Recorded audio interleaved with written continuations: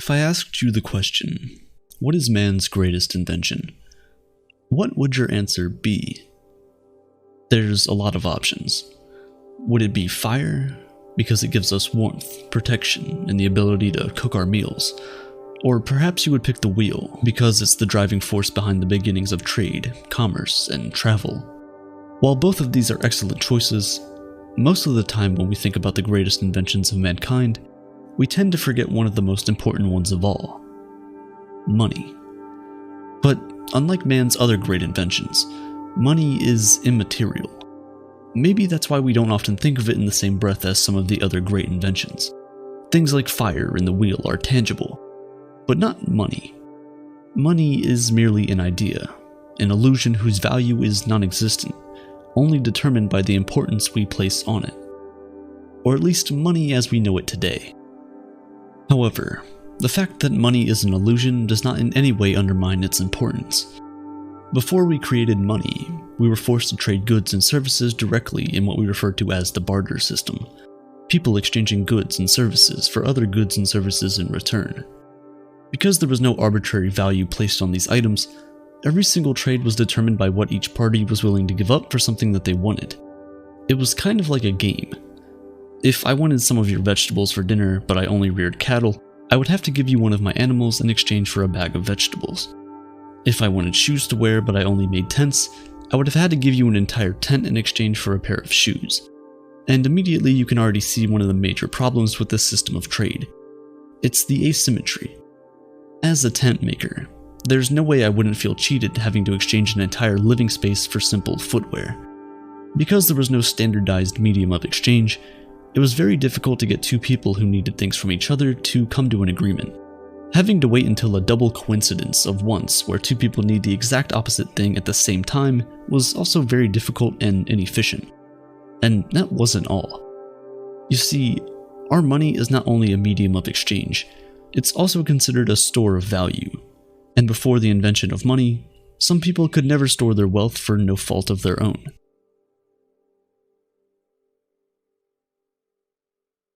Think about the farmer who sells tomatoes and the man who makes tents. The man who makes tents can create an entire village of real estate and barter it out with anyone who needs a place to rest their head all year long, and he would probably cash out on that. But the farmer who sells tomatoes can only barter when tomatoes are in season. And because tomatoes are perishable goods, he cannot keep them for a long period of time. So, although he would be putting in the same effort into his business as the tent maker, there's absolutely no way for him to remain wealthy all year long.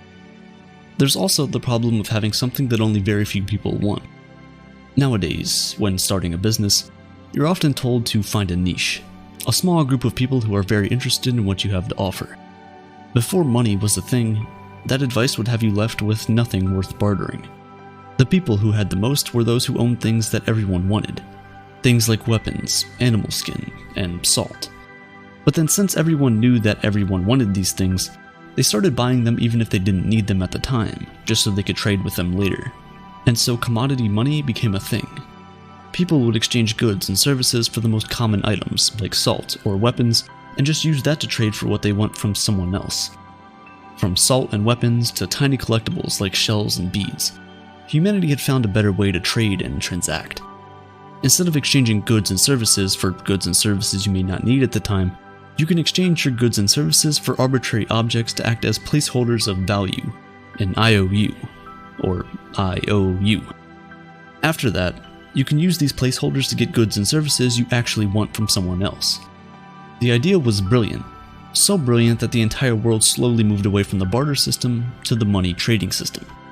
But there was still one problem with this medium of exchange. You see, for money to be worth anything, it needs to be scarce. The more available something is, the lesser its implied value. That's basic economics. If everyone can get their hands on something, it can't be worth that much, right?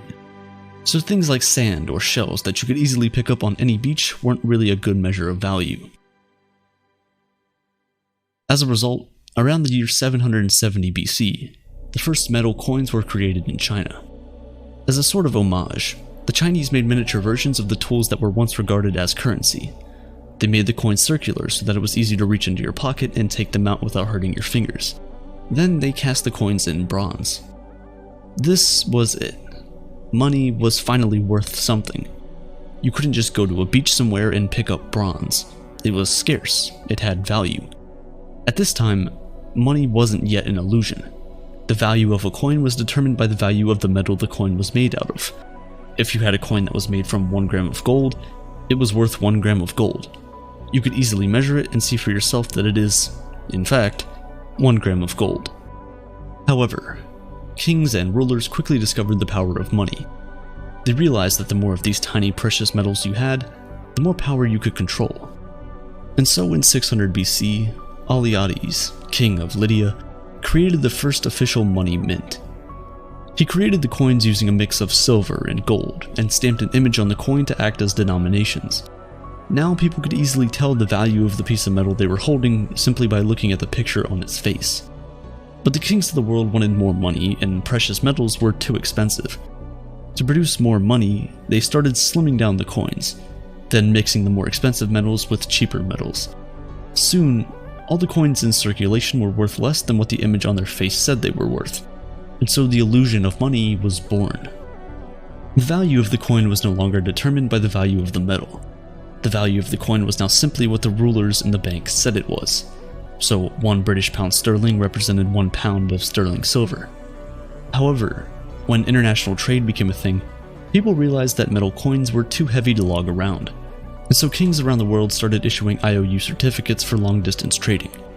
Because these pieces of paper were stamped by the king, people trusted its value and believed that they could use it to get back whatever it was worth in coins, and that was true for the time being.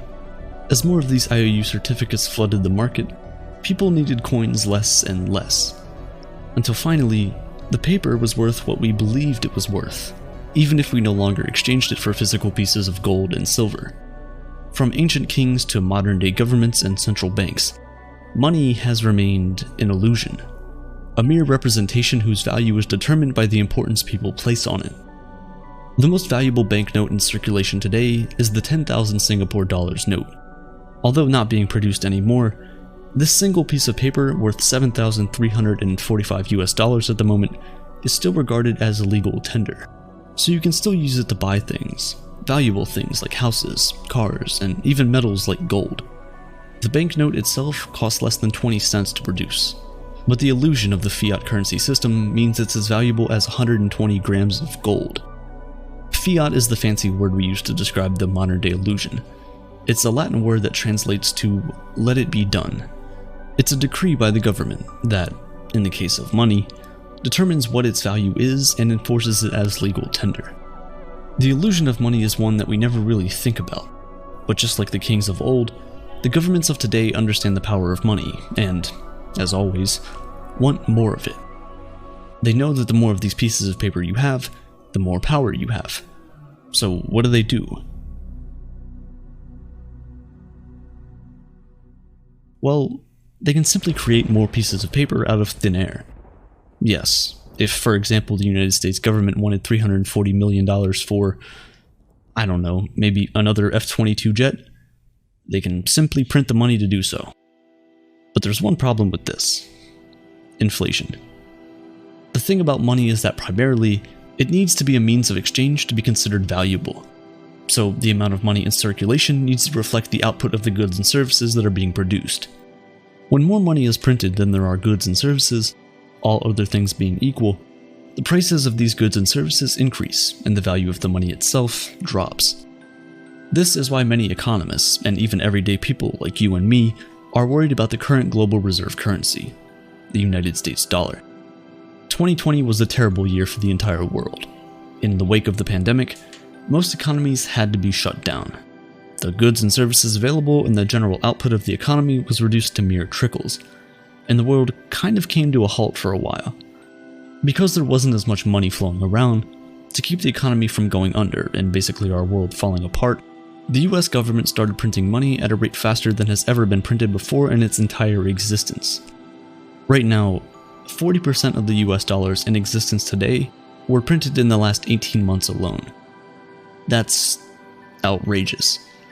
And because the output of the country hasn't really increased by that much, eventually, the prices of the goods and services might start to skyrocket. You can see this taking place in the price of commodities, such as lumber, which had as much as tripled in price from just a year ago. If you haven't noticed, some of the prices of the things at your favorite restaurants are now slightly higher than they were last year. It's an ever so small increase. Maybe the guac at Chipotle is 20 cents higher, but it's happening right there under your nose. On the surface, it seems like a good thing that governments decided to send out stimulus and unemployment checks to their citizens. But the reality is, it's a double-edged sword. Of course, it helps those most in need, and that's a good thing. We're at the point where, because of inflation and a slowed economy, people really aren't able to get the right jobs at the right times. Sometimes it's not even because they don't want them, but because it's simply worse than the alternative. For example, in the United States at least, if you're a waiter or waitress, you aren't required by law to be paid even minimum wage. Some are literally paid $2 to $3 an hour, with the rest of their income coming from tips. But with a lot of restrictions and rules in place around the country, and not as many people going out, there's less customers. Less customers with less money means less tips. If your employees aren't making enough money, they're gonna quit. Simple as that. If your business doesn't have employees to help you run it, you're going to go under. It's a domino effect. But what can you even do? When you can earn more money from unemployment and stimulus checks than you would from being employed, why even look for a job in the first place?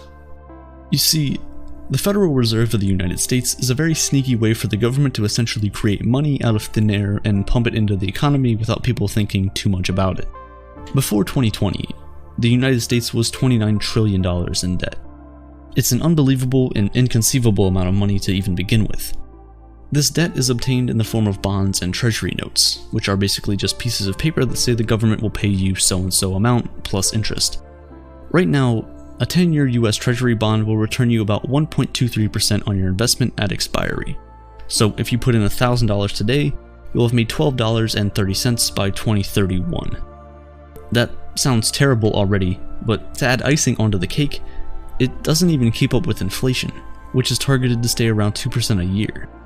It's a lot higher than that, but that's for another time.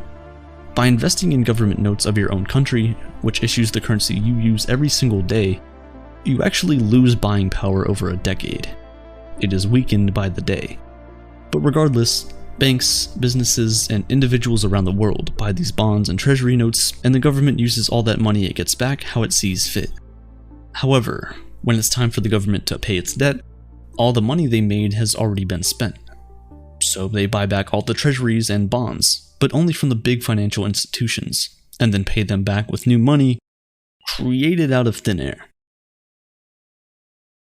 Since March 2020, the Federal Reserve has bought back over $1 trillion in bonds, and is planning to continue to do so for the foreseeable future. With all the new money pumped into them by the government, banks can now give out more loans to people, earn more interest, and help grow the economy. But this increases the total amount of money in circulation, reducing the value of each dollar. With multi-trillion-dollar stimulus payments and infrastructure packages, it makes you wonder how long this stuff can go on for. New money steals value from old money. The amount in your bank account doesn't change, but because of the new money the government has just printed out of thin air, your money is no longer valuable as it once was. Basically, every second you store your wealth in any fiat currency, such as the US dollar, it is being devalued. You could stare at your bank balance, and day by day, you'll be able to buy less and less things with whatever you have left. The reality that money is nothing but an illusion is one that we must all embrace, because only then will the path to financial freedom become clearer. It's all a game that never truly ends.